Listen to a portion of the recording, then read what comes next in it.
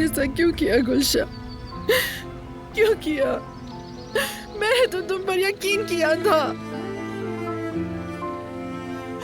मेरी मोहब्बत तुम्हारे लिए काफी नहीं थी गुलशन। तुम इतनी जालिम कैसे हो सकती हो? मैंने खुद को तुम्हारे लिए वक्फ कर दिया। जो कुछ भी तुम्हारे साथ हुआ, मैं उसका बदला लेने के लिए जीती रही।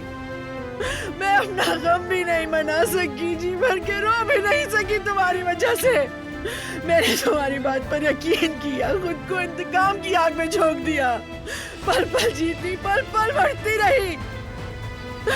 दिन देखा ना रात, बस तुम्हारा बदला मेरे सर पे सवार रहा।